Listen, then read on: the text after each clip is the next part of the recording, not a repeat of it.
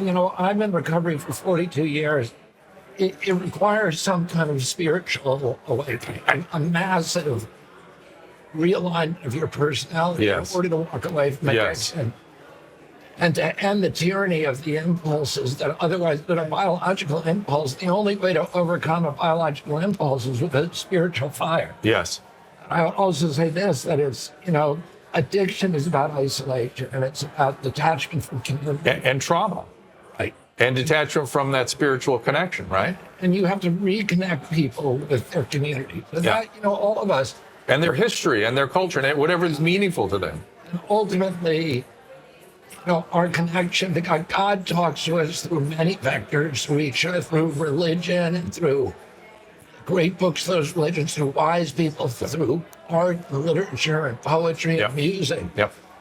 But nowhere with the kind of texture and grace and detail and joy as through other human beings. And if we lose our connection to other human beings, that's really, addiction is about isolation. It's about ending up alone in jails, institutions, and death. Yeah.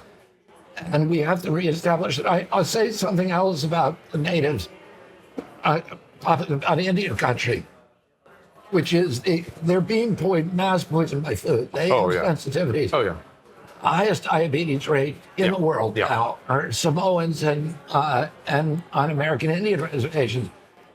There's a tribe in Arizona called the Pimientos, and they were some of the most long-lived people, like the blue zone in the world. They had zero diabetes, zero obesity 60 years ago.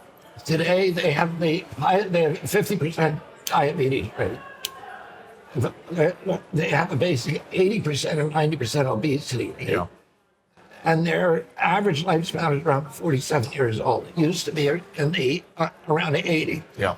And it's coming from processed food. And you go across the border into Mexico, where there are Pima Indians, and they're still slim, no diabetes, no obesity, and it's all this poison food that we're setting. And one of our objectives at IHS, which is Indian Health Service, is to work with Interior, work with USDA and the BLM to make traditional foods more available.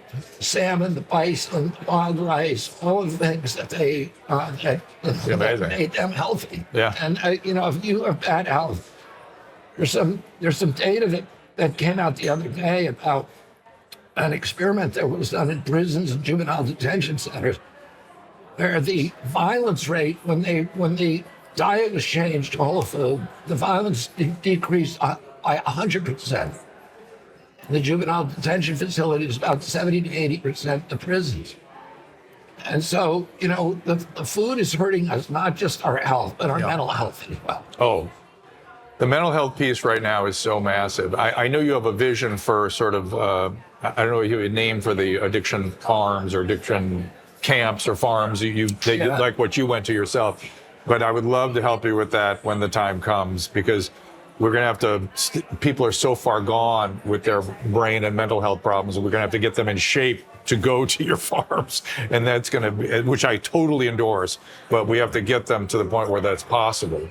We got issues. We need a place where people can be reparented. And by that, I mean, I'm not sure that's a term. I know exactly what you mean. I'm not sure it's a term people can. Reintegration into a community. Yeah. To learn how to live in a community, to tell the truth, to be on time. Sense of a self. To keep a bank account, to do all the things that your parents are supposed to teach you. Yes. But that are not learned by many kids today. Yeah. And that contributes to this sense of dispossession and alienation and ultimately addiction.